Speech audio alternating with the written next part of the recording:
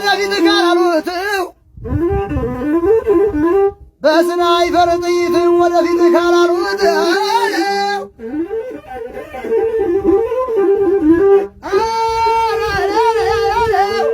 ዋበልሽ ጋቢት ወደፊት ካላሉት ጠላት አይመለስ በስላሴ ቢሉት።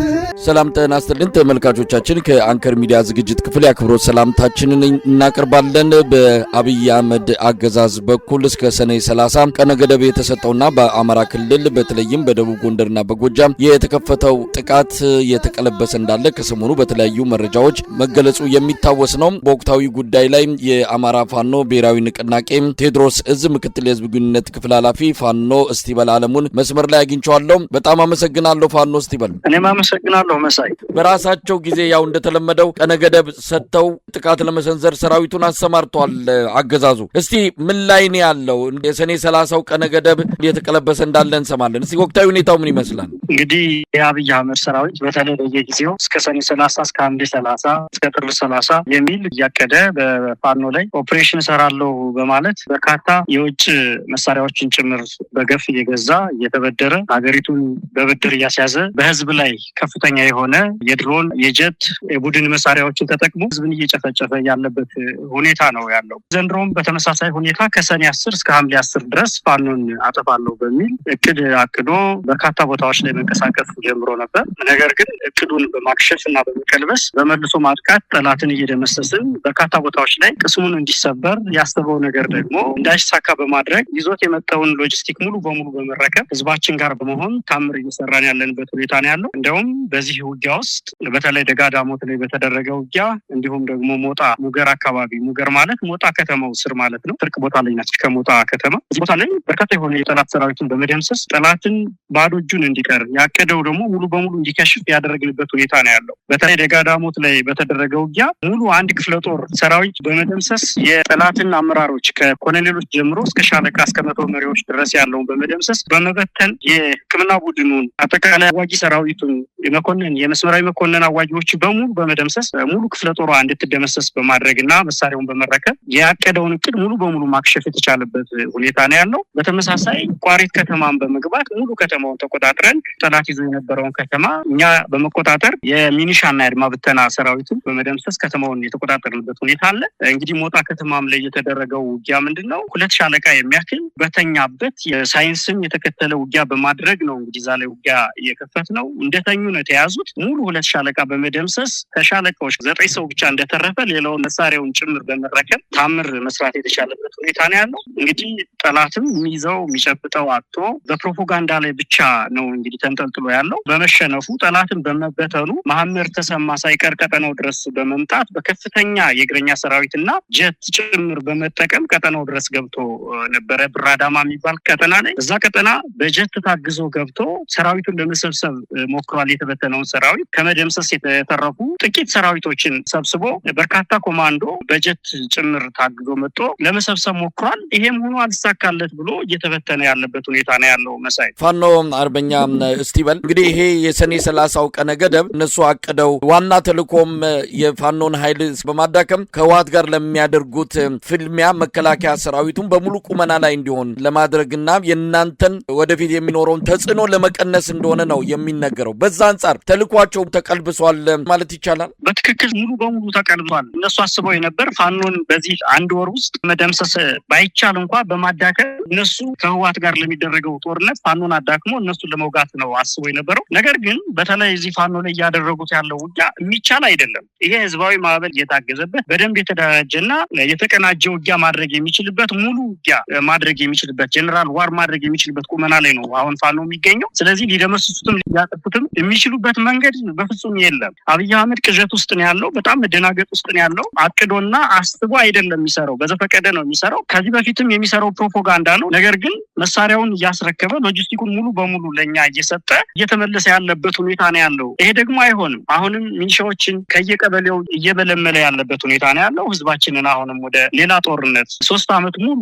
ድሮንና ጀት ሲያዘንብበት የነበረውን ህዝብ መልሶ አሁንም በግዳጅ በመመልመል መሳሪያ ያላቸውን የባንክ ጥበቃዎችን የመስሪያ ቤት ጥበቃዎችን እየሰበሰበ ወደ ሌላ ዘመቻ እያቀደ ያለበት ሁኔታ ነው ያለው። ነገር ግን የሚሆንበት ጉዳይ የለም። በተለይ እንደ ቴዎድሮስ እዝ እኔ እንዳለሁበት ነው ማወራ ሲመራህ ያቀደውን እቅድ በመምታት በመደምሰስ ወይም ደግሞ በማክሸፍ አዲስ የሆነ እቅድ በማቀድ ጠላትን እያዛባ ነው ያለበት ሁኔታ ነው ያለውና በፍጹም ሊቀጥል የሚችልበት ዘመቻውን ሊያስቀጥል የሚችልበት ነባራዊ ሁኔታ የለም። ምን በተለየ ሁኔታ ነው እንግዲህ አንድ ዘመቻ ሲታቀድ የተለያዩ ዝግጅቶች ይደረጋሉ። አሁን የአብይ አህመድ ሰራዊት ለሰኔ 30 ብሎ ሲመጣ ምን የተለየ እስካሁን ከምታውቁት የተለየ ጥቃት ነው? ምክንያቱም ተደጋጋሚ ሙከራ አድርጓል፣ ተደጋጋሚ ዘመቻዎች ነበሩ፣ ሁሉም ከሽፈዋል። አሁን ምን የተለየ ነገር ይዞ መጥቶ ነው እንዲህ አይነት እናንተን አዳክማለሁ ከቻልኩ ደግሞ አጠፋለሁ ብሎ የመጣው? እንደምታውቀው አብይ አህመድ በቀጠናው ሰላም የለውም። ታንኳሽ ውሻ ማለት ነው። በየሄደበት ሁሉ የሚተነኩስ ነው። ከየትኛውም ጎረቤት ጋር ሰላም ውሎ አያድርም። ስለዚህ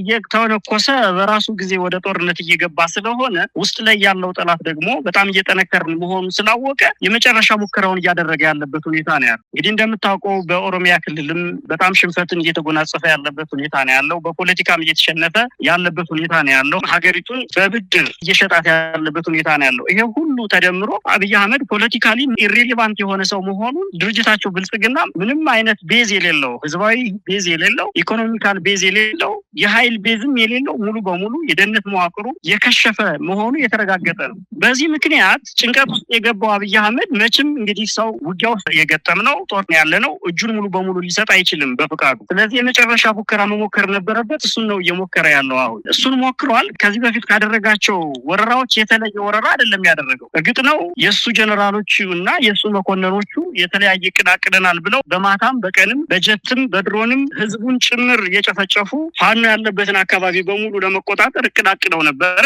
ነገር ግን እነሱ ባሰቡት ልክ አይደለም። ትንተናቸውም ትክክል አይደለም። ፋኖ ያለበት ቁመና ዝግጅት ምናልባትም መንግስት ካለበት ቁመና በተለየ መልኩ ራሱን አጠንክሮ አደርጅቶ ያለበት ሁኔታ ስላለ እንዲሁም የበለጠ ቀንቶን እንቀሳቀሳለሁ ይዛቸዋለሁ ብሎ ያሰባቸውን ቀጠናዎች ብቻ ሳይሆን ከዚህ በፊት ይዟቸው የነበሩ ቀጠናዎችን ጭምር እየተቆጣጠርንና ጠላትንም እየደመሰስን ሎጂስቲኩን መሳሪያውን በሙሉ የሰው ኃይሉን ሁሉ እያስረከበ ያለበት ሁኔታ ነው ያለውና ምንም የተለየ እቅድ እያቀደ አይደለም። ምናልባት ፋኖ ስቲበል አንድ መረጃ ሰምተን ነበረ። በአብይ አህመድ አገዛዝ በኩል እንግዲህ ድሮንን ነው በስፋት እየተጠቀመ ያለው። በሰሜን ሜጫ ወረዳ ምራዊ ከተማ ዙሪያ ጥመት ባታ በምትባል ቦታ ድሮን ተመታ መከስከሷን የሚገልጽ መረጃ መጥቷል። ስለዚህ የምታውቁት ነገር አለ? እንግዲህ ድሮንም አምርቻለሁ፣ ድሮን ስርቻለሁ እያለ ያለበት በገፍም ከአረብ ኤሚሬትም ከተለያዩ ሀገራትም የድሮን መሳሪያዎችን እያመጣ ህዝባችን ላይ መፈተኛ እያደረገው እንደሆነ ይታወቃል። እንግዲህ ከዚህ በፊት ደርግም ጭምር ይጠቀምበት የነበረው መሳሪያዎች የቀበራቸውን መሳሪያዎች አውጥቶ ህዝባችን ላይ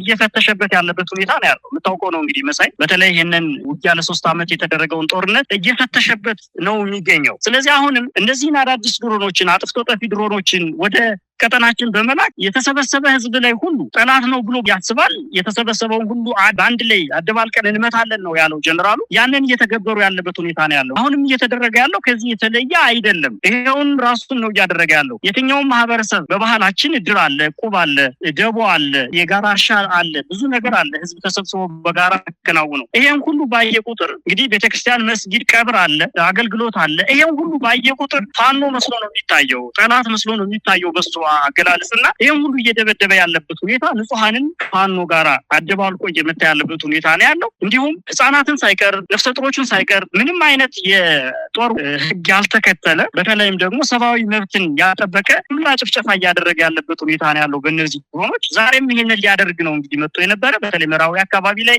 ይሄንን ሊያደርግ በመጣበት እንግዲህ ድሮኗ በዚህ መልኩ ስታለች ማለት ነው፣ ተከስክሳለች። አሁንም ወደፊትም ይሄ ከህዝብ ጋር የተጣላ ምንም ህዝባዊ መሰረት የሌለው አማራ ሙሉ በሙሉ ለማጥፋት ነው በነገራችን ላይ እየሰራ ያለው። አጋጣሚውን ሁሉ ተጠቅሞ ፋኖ በሌለበት ሁሉ ፋኖ እንዳለ አለ ብሎ በማሰብ ህዝብን እየጨፈጨፈ ያለበት ሁኔታ ነው ያለው። እንግዲህ ለማድረግ ነው ዛሬም ምዕራዊ ላይ ድሮን ልኮ ህዝብ ለመጨፍጨፍ የመጣች ድሮን እንግዲህ በዚህ መልኩ ራሷን ከስክሳ የተገኘችው ማለት ነው። ተመታ ነው ወይስ በእናንተ ኃይል ጥቃት ደርሶባት ነው ወይስ በቴክኒክ በምን ምክንያት ነው የወደቀችው? አይ እስካሁን ባለን መረጃ መሰረት እንግዲህ በራሷ ጊዜ በቴክኒክ ጉድለት ወይም ደግሞ በተለያየ ኤንቫይሮንመንታል ችግር ምክንያትም ሊሆን ይችላል። በዛ ምክንያት በራሷ ነው በጠላት ካምፕ አካባቢ ነው የወደቀችው። ሚኒሻ ካምፕ አካባቢ ላይ ነው የወደቀችው። በእኛ ኃይል ተመታ ሳይሆን ተከስክሳ በራሷ መንገድ በቴክኒካል ጉዳይ ችግር ምክንያት ነው የወደቀችው። ፋኖ እስቲበል የአገዛዙ የመረጃ ቋቶች ያስተላለፉት አንድን ዜና ነው እንግዲህ በእናንተ በኩል ምን ምላሽ እንዳለው ለማወቅ ያልነው። በምዕራብ ጎጃም ዞን ደጋዳሞት ወረዳ በተደረገ ኦፕሬሽን 116 ጽንፈኞችን መደምሰሱን ምስራቅ እዝ አስታውቋል ይላል። የጸረ ሽምቅ ስምሪቱ ነው የ86 የጽንፈኛ ቡድን አባላትን የደመሰሰው የዝናቡ ልንገረውን ሁለት አጃቢዎች ጨምሮ 30 የጥፋት መልእክተኞች ቆስለዋል። በድምሩ 116 የጽንፈኛው አባላትን ከጥቅም ውጭ ማድረጉን ነው በመረጃው የተገለጸው። እንግዲህ ይሄ ዜና በሚገለጽበት ወቅት የታየው 6 ክላሽ ነው። ምናልባት አንድ አብራራው መሳሪያም ይታያል። እንደው ጥያቄ ሊነሳ ይችላል። 116 ሰው ከተደመሰሰም 109 መሳሪያ ታዲያ የት ገባ የሚል ጥያቄም ይነሳል። አስክሬኑስ የት አለ? የቆሰሉትም ካሉ ወዴት ሄዱ የሚሉ ጥያቄዎች ሊነሱ ይችላሉ። ግን ስለዚህ መረጃ መጣቁታል። በዚህ ደረጃ ድል አግኝተናል ብሎ ነው ስምሪቱን የመሩት የኮር ምክትል አዛዥ ኮሎኔል ሬድዋን ሪባቶ የገለጹት። ምን ማለት ትችላላችሁ? እንግዲህ ይሄ ቀልድ ነው። የተሸነፈ አካል ፕሮፓጋንዳ አይስራ አይባልም። እንግዲህ ውጊያ ከግማሽ % በላይ የሚሆነው ፕሮፓጋንዳ ነው። ሙሉ በሙሉ እዚህ ቦታ ላይ ሽንፈቱን ተጎናጽፈው ነው ቅድም እንዳልኩ የሄዱት። በተለይ 2 ኮሎኔሎችን፣ 3 ሻለቃዎችን ከዛ በላይ ደግሞ አዋጊ መኮንን ሰራዊቶችን ያጣበት ቦታ ነው ይሄ ቦታ ጠላት። በዚህም ውጊያ ሞርተሮችን፣ ዲሽቃዎችን፣ ስናይፐሮችን እና ብሬኖችን ሙሉ በሙሉ በሚባል ደረጃ ክፍለ ጦሩን 76ኛ ክፍለ ጦርን ከጥቅም ውጭ በማድረግ 59ኛ ክፍለ ጦር ደግሞ 2 ሻለቃዎችን በመደምሰስ የተጠናቀቀ ውጊያ ነው ይሄ ውጊያ። ስለዚህ ከፍተኛ የሆነ ኪሳራ የደረሰበት ስለሆነ ይሄንን ፕሮፓጋንዳ እየሰራ ያለበት ሁኔታ ነው ያለው። አይደለም 116 ሰው ይገል ቀርቶ 3 እና 4 ሰው ማቁሰል የቻለበት ሁኔታ የለም በዚህ ውጊያ። ሙሉ በሙሉ ተበትኖ ቅድም እንዳልኩ ጀነራል ማምር ተሰማ በጀት ታግዞ ነው የተረፉትን ሰዎች መጥቶ ለማግኘትና እንደገና 76ኛ ክፍለ ጦር ለማዋቀር ኃይል ጭምር ከሌላ ቦታ ይዞ መጥቶ እየለፋ ያለ።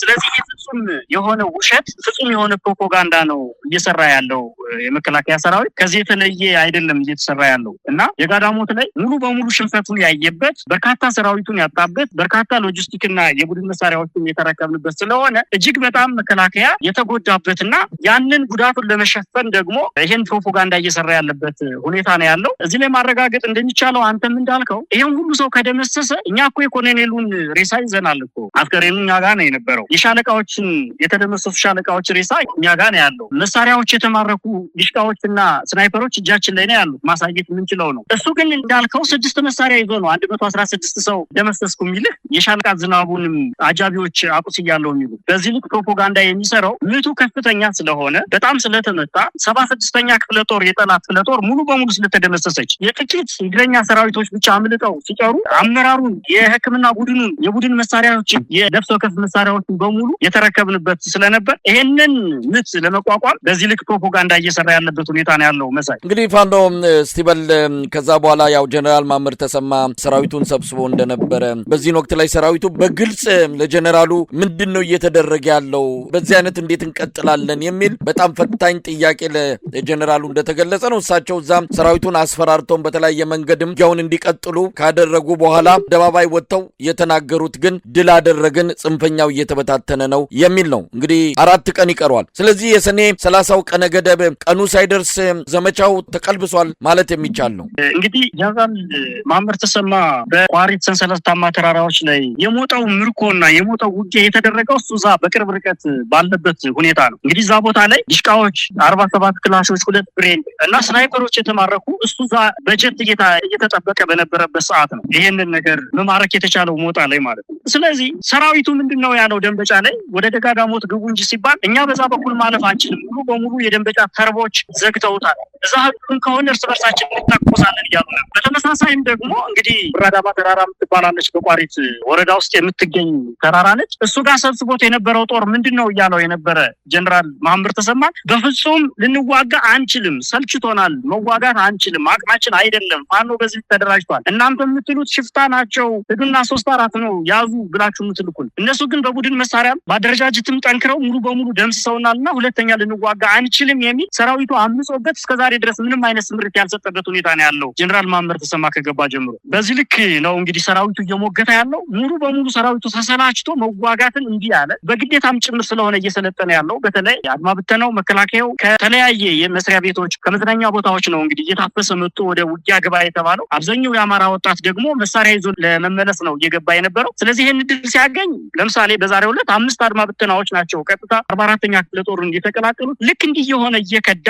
በጥያቄም ደግሞ አንዋጋም፣ ህዝባችንን አንዋጋም፣ ማህበረሰባችንን አናጎሳቁልም እያለ እየሞገተበት ያለበት ሁኔታ ነው ያለው ሰራዊቱ። በዚህ ልክ ተሰላችቶ መሳሪያውን ጥሎ እየሸሸ ያለበት ሁኔታ ነው የሚገኘው። እንግዲህ መከላከያ ምናልባት በእጃቸው የሚገኙት የአብይ አህመድ ወታደሮች ምንድነው የሚሉት? እንደው የመጡበትን ተልኮስ ያውቁታል? ብዙዎቹ እንደሚናገሩት ቀደም ሲል አንተም ጠቅሰዋል፣ ሽፍታ አለ ነው የሚሉት። ነገር ግን አብዛኞቹ ስለምን ዓላማ እንደሚዋጉ ተልኮ እንኳን ግልጽ ሆኖ ተሰጥቷቸው አይደለም ወደ ውጊያ እንዲገቡ የሚደረጉትና ምን ይላሉ እንደው ስታናግሯቸው?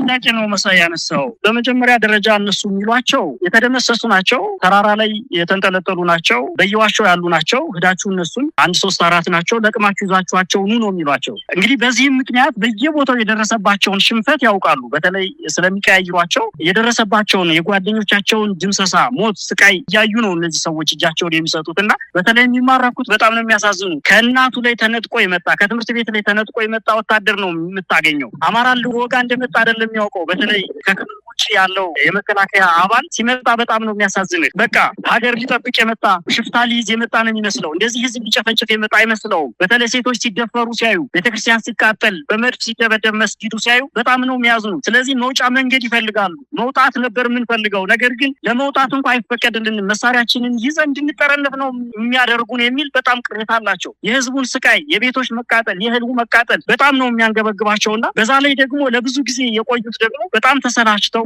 ደክመው በቃ 8 ዓመት ጉዳ መቀሌ ላይ በዛ ልክ ትግራይ ላይ ይሄን ያክል ቆየን። ብዙም አይደሉም በእርግጥ እነዚህ በጣም ጥቂቶች ናቸው፣ ከብዙ አንድ የምናገኛቸው ናቸው። አዲስ ምልምል ሰራዊት ነው የሚመጣው። ተሰላችተዋል። ብቻ ከ8 ዓመት በላይ ውጊያ ላይ የቆየ ሰራዊት ነው። በጣም የተሰላቸ በህዝቡ እንግልትና ስቃይ የተማረሩ እነሱ ዓላማው በፍጹም የማይገባቸው በፍጹም ለምን ዓላማ እየተዋጉ እንደሆነ የማይገባቸው አማራን ለማጥፋት መሆኑ የገባቸው በጊዜ እየከዱ ወደኛ እየተቀላቀሉ ያለበት ሁኔታ ነው ያለው። ነገር ግን የሚዋጉትም ደግሞ በግዳጅ ተይዘው ከኋላ ሌላ ጦር ተዋጋለህ እየተባለ ምትሸሽ ከሆነ ከኋላ ያለ ጦር ይወጋል እየተባሉ እየተዋጉ ያለበት ሁኔታ ነው ያለው። ምንም የሚዋጉበትን ዓላማ አያውቁትም። የሚያውቁት ደግሞ ለመጥፋት ከኛ ጋር ለመቀላቀል ውጫ መንገዱን እየፈለጉ እየተቀላቀሉን ያለበት ሁኔታ ነው ያለው። እጃቸውም ለኛ ሰጠው ሲተርፉ በጣም እንደ እድለኝነት ነው የሚቆጥሩት። እኛም ተንከባክበን ልብስ ቀይረን ጫማ ገዝተን ስልክ ሰጠን ነው ለቤተሰቦቻቸው እያበቃናቸው ያለን። እንግዲህ ይሄንንም እናንተ የምታውቁ ይመስለኛል። በተለይ በርካታ ቪዲዮዎችን በዚህ ሰርተናል። ምርኮ ላይ የያዝናቸው በተለይ ረቡዕ ገበያ ላይ፣ ደንበጫ ላይ፣ ደጋዳሞት ላይ በርካታ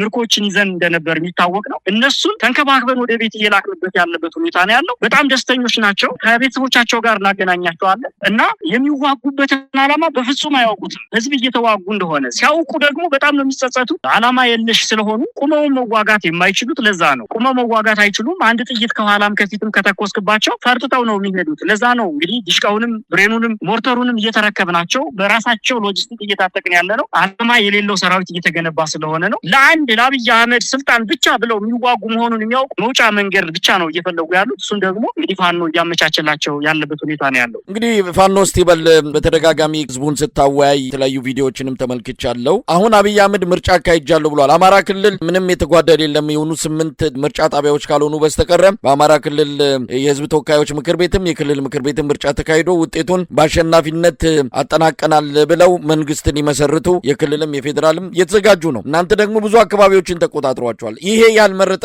ምን እያለ ነው? እንደው በአሁን ሰዓት ምርጫ ድምፅ አልሰጠም፣ ተወካዮቹን አልመረጠም። ነገር ግን በስሙ ሌላ አካባቢ የተመረጠ ይሁን የሚታወቅ ነገር የለም። በስሙ ግን ተወካዮች በክልልም ሆነ በህዝብ ተወካዮች ምክር ቤት ሊገቡ ነው። ህዝቡ ምን ይላል? አሁን ስታናግሯቸው ስታወያዩቸው በዚህ ወቅት ላይ እንደው አንድ መሰረታዊ ነገር እንድትይዝልኝ የምፈልገው አማራ ክልል ውስጥ 90% የሚያክለው ቀጠና የተቆጣጠረው ፋኖ ነው። ከዛ ውጭ አስፋልት ዳር ለዳር ያሉ ከተሞችን መከላከያ ሰራዊት ይዞ በመከላከያ ሰራዊት የታጀበ አመራር ነው ያለው። እንግዲህ ከተሞች ላይ ከዚህ ሁኔታ ተነስተህ ምን አይነት ምርጫ ሊካሄድ እንደሚችል መገመት በጣም ቀላል ነገር ነው። ከተሞችን ብንመለከት በፈለግን ሰዓት ላይ ገብተን የምንወጣባቸው ከተሞች ናቸው። ህዝቡን ብትመለከት ህዝቡ ምርጫነት ምን ሲያደርግ ነው የዋለው? ሙሉ በሙሉ ቤት ዘግቶ ነው የዋለው። ፋኖስ ምን ሲያደርግ ነው የነበር ብለህ ብታይ፣ አንደኛ ህዝብ ያልመረጠው ህዝባችንን ስናወየ ይሄንን ስርዓት ሙሉ በሙሉ የሚጠላ በምርጫ ስርዓት ከዚህ በፊት በተደጋጋሚ ለመምረጥ ሞክሮ ምርጫው የተጭበረበረበት በሰላም በሰላማዊ መንገድ መቀየር እንደማይቻል ህዝብ አረጋግጦ ህዝባዊ ማዕበል ተነስቶ ነው ወደዚህ ጦርነት የገባ ነው እንደምታውቀው። ስለዚህ ይሄንን የሚያው በግድ በኃይል አፈሙዝ ደቅኖ አስመርጦ እሱን ህጋዊ ለማድረግ የሄደበት ያለው ሁኔታ ማህበረሰባችን በደንብ ጥንቅቅ አድርጎ ያውቃል። ይሄንን ደግሞ በተለይ ሰኔ ላይ ባወያየነው የህዝብ ድምጽ መሰረት ሚወጋንን አንመርጥም፣ በድሮን የሚጨፈጭፈንን መንግስት አንመርጥም፣ ይሄ መንግስት ጠላት ነው፣ የአማራ ጠላት ነው ብሎ ሙሉ በሙሉ ፈርጆታል። በትክክልም ጠላታችን ነው ይሄ ስርዓት። ይሄንን መሆኑን ያረጋገጠው ፋኖ በአንድ ቀን የምርጫ ዕለት 69 ቦታዎች ላይ ውጊያ በመክፈት አንድም ምርጫ እንዳይካሄድ ነው የተደረገው ጎጃም ላይ። ስለዚህ የትኛው ህዝብ ነው የመረጠው? እኛ እንኳን አልደረስንበትም ብለን የምናምነው ቦታ እንኳን ባይኖርም እንኳን ህዝቡ ራሱ ጠላት ነው ብሎ ፈርጆ ቤቱን ዘግቶ ነው ያለው። እኔ ምሳሌ መጥቀስ እችላለሁ። የዛለት ቪዲዮዎች ማየት ይቻላል። ባህር ዳር እንመልከት፣ አንድ ምርጫ ጣቢያ ነው የነበረች። ደብረ ማርቆስ እንመልከት፣ አንድም ምርጫ ጣቢያ አልነበረም። ህዝቡ ሙሉ በሙሉ ቤቱን ዘግቶ ነው ያለው። ምክንያቱም የማይፈልገው ስርዓት ስለሆነ።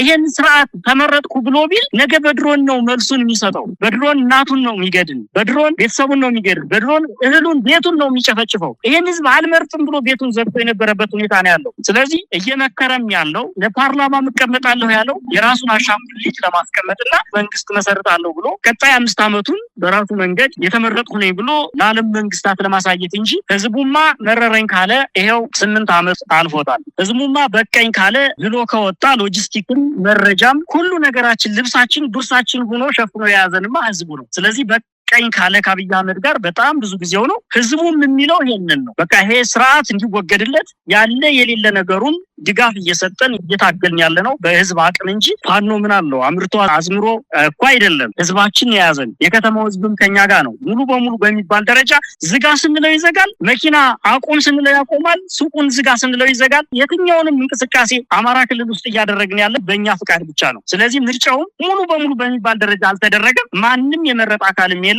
ፌክ የሆነ የማስመሰል ምርጫ ነው የነበረው። እንግዲህ ፋኖ እስቲበል ዛሬም ጎንደር አካባቢ እንደዚሁ በላይ ዘለቀ እዝ ከፍተኛ ድል እንዳገኘ የሚገልጽ መረጃ እያየው ነው። በተመሳሳይ ሰኔ 30 ብሎ አቅዶ መጣው ኃይል በዳባት በጭና በአብጥራ ጣጫዎች በኩል እንደዚሁ ጥቃት ከፍቶ ተመቶ እንደተመለሰ ነው መረጃው የሚያመለክተው። ቀደም ሲል መነሻ ላይ ወደ አነሳውት አንድ ሐሳብ ልምጣ። እንግዲህ እናንተን ማዳከም ከዛ ወደ ህወሓት ውጊያ ለመግጠም ቀጣይ ተልዕኮ መሰማራት የሚል ነው እንግዲህ አብይ አህመድ ያቀደው። እዚህ ላይ አንድ ነገር ይነሳል። ለፋኖ አነስተኛ ግምት እንዳለው እውቅና ላለመስጠትም ፋኖን በሚሊሻና በአድማ በታኝ ገትረን እናቆመዋለን፣ ለፋኖ እነዚህ በቂዎች ናቸው፣ መከላከያ ሰራዊቱ ግን ለሌላ ተልዕኮ ይሰማራል የሚል ነው። ይህንን የአማራ ክልል ምስለኔ አስተዳደር አንዳንድ ባለስልጣናትም ሲናገሩ ሰምተናል። በዚህ ደረጃ ለፋኖ እውቅና ላለመስጠትና ፋኖን አሳንሶ የማየት የአብይ አህመድ ስነ ልቦና ከምን የመነጨ ነው? እውነት ፋኖ በዚህ ደረጃ ሊገለጽ የሚችል ነው ወይ? ፋኖ የተነሳበት የራሱ ዓላማ አለው። ዓላማውም እንደ ህዝብ የህልውና ትግል ገጥሞኛል፣ ስለዚህ ህልውናዬን ማስቀጠል አለብኝ የሚል ዓላማ ይዞ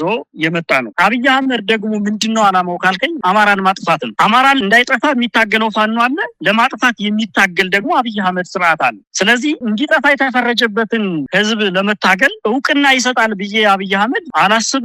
በፍጹም እንደዛ አይነት እውቅና ይሰጣል ብዬ አላስብም። በተግባር ግን 3 ዓመት ሙሉ አብይ አህመድ የአማራ ክልልን ቦታ 90% ሙሉ በሚባል ደረጃ ፋኖ ተቆጣጥሮት እንደሚገኝ እርግጥ ነው። ጀነራል ሳይቀር ኮሎኔሎች ሳይቀር የተደመሰሱበትን ቦታ በዚህ ልክ ተደራጅቶ በምሁራን ብቁ በሚባሉ አዋቂዎች ተደራጅቶ ያለን አካል እውቅና እንዲሰጠው አብይ አህመድ አይደለም የምፈልገው። ፋኖ እውቅና የሚያገኘው በክንዱ ነው። ፋኖ እውቅና የሚያገኘው ስልጣኑን በማስወገድ እንጂ አብይ አህመድ ስለናቀው ወይም ደግሞ አብይ አህመድ እውቅና ስላልሰጠው ምንም የሚቀርበት ነገር የለው። ይሄንን በተግባር ነው የምናሳየው። እንግዲህ 3 ዓመት ሙሉ በመደራጀት ራሳችንን ወደ አንድ ማዕቀፍ በማምጣት ጊዜ ፈጅተናል። ከዚህ በኋላ ግን አንድ ድርጅት መስርተናል። አፋብን የሚባል ድርጅት መስርተናል። ቀጣይ የሚሆነው እንግዲህ በጋራ አብይ አህመድን አቅሙን መገዳደርና ሙሉ በሙሉ ስልጣኑን መረከብ ይሆናል ማለት ነው። ይሄንን የማይፈልገው አማራ ተወካይ አለው፣ አማራ ሰው አለው፣ አማራ በብቁ ሁኔታ ተደራጅቷል ተብሎ እንዳይታመን። ምክንያት ደግሞ ካልከኝ አማራ የሌሎች ብሔር ብሔረሰቦችም ጭምር ተስፋ ስለሆነ ያ ተስፋ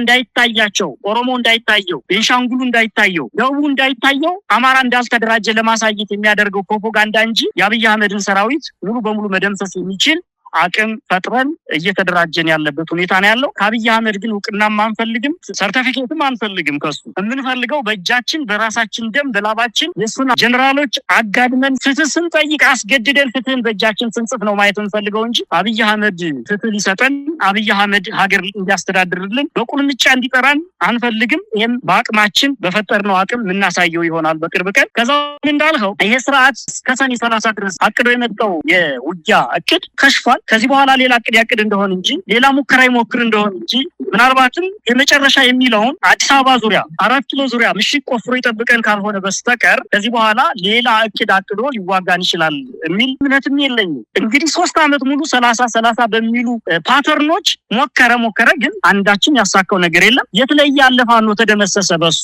የትኛው ብርጌድ ጠፋ፣ የትኛው አመራር ተያዘ፣ የትኛውን አመራር ማረከ፣ ከፋኖ ምን ያክል ማፍሰሪያ ያዘ፣ ፋኖ ምን ያክል ታጠቀ የሚለውን ነገር በሙሉ ተንትነን ብንመለከተው አብይ አህመድ ከፕሮፓጋንዳ የዘለለ ምንም አይነት እቅድ እያሳካ እንዳልሆነ ልነግርህ ፈልጋለሁ። ይሄ ደግሞ እየሆነ ያለው ዓላማችን እውነተኛ የሆነ የህዝብ ጥያቄ ይዘን ስለተነሳን፣ የተገፋ ህዝብ ስለሆነ፣ ለዚህ ደግሞ የሚሞት ሰራዊት ስለገነባን፣ ለዚህ የሚሞት አመራር ስለገነባን ይሄንን የአብይ አህመድ እቅድ ሙሉ በሙሉ እየደመሰስን እያጠፋን ያለበት ሁኔታ ነው ያለው።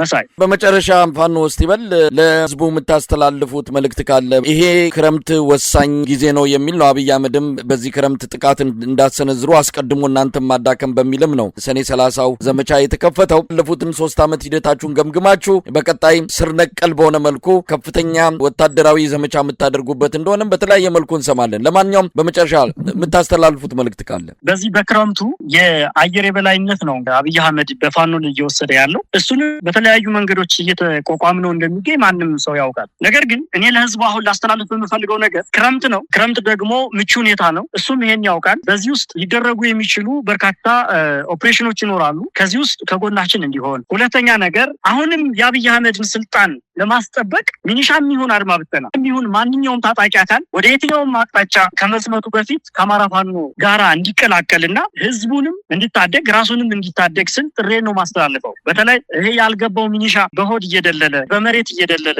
ሚኒሻን እየያዘ ያለበት ሁኔታ ነው። አሁንም ዳግም ከገዛ ህዝቡ ጋራ መታረቅ ከሚችለው ህዝቡ ጋራ የባህልም የእምነትም ልዩነት ከሌለው ህዝቡ ጋራ በርቅ መፈታት የሚችለውን ነገር ሁሉ በኃይል ለመፍታት የፖለቲካ የበላይነት በመውሰድ በመደምሰስ ወይም ደግሞ ሐሳብን በማፈን አሁንም ደግሞ እያስገደደ ሚኒሻውንና አድማ ብተናውን ለሌላ ጦርነት ለመማገድ እየተዘጋጀ ያለበት ሁኔታ አለ። ህዝባችን ለዚህ ፍጹም ተቃራኒ መሆን መቻል አለበት። ከየትኛውም ጎረቤት ህዝብ ጋር በሰላም መኖር አለበት። የአማራ ህዝብ ከየትኛውም በሰላም ወጥቶ በሰላም መግባት አለበት። ለ3000 ዘመን ተፋቅሮ የኖረ ህዝብ በአብይ አህመድ ሴራ መጠፋፋት የለበትም። ስለዚህ አሁንም አፈሙዙን አንስቶ እንደከዚህ በፊቱ ክተት አንክት ሊለው ሲነሳ አይሆንም ከህዝቤ ጋር ከጎረቤቴ ጋር አልዋጋም ብሎ ህዝባችን ከፋኖ ጋር ተቀላቅሎ ይሄንን ጠላት ለአንዴና ለመጨረሻ ጊዜ ለመደምሰስ ይቅርታ ጥሪዎች ተደርገውለታል። በተለይ ለሚኒሻው፣ ለአድማ ብተናው፣ ለፖሊሱ፣ ለካቢኔው ሳይቀር በአርበኛ ዘመነ ካሴ ጥሪ ተደርጓል። በተደጋጋሚ ይሄንን ጥሪ ተቀብሎ ከፋኖ ጋር ተቀላቅሎ ይሄንን ጠላት አማራን ሊያጠፋ የመጣን ጠላት እንዲደመስስን እና ከኛ ጎን እንዲሆን በሎጂስቲክም ከኛ ጎን በመረጃም ከኛ ጎን ከዚህ በፊት እንደሚያደርገው ሁሉ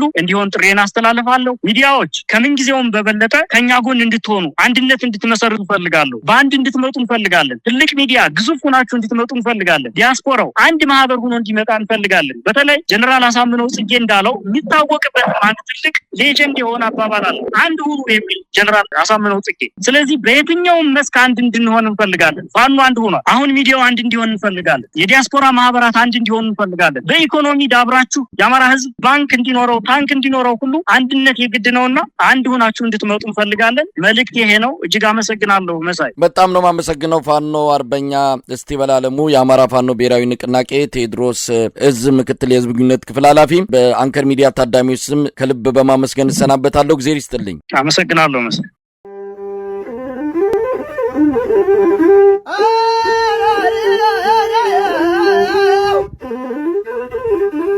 በማትረየስ ጥይት ወደፊት ካላሉት በስናይፐር ጥይት ወደፊት ካላሉት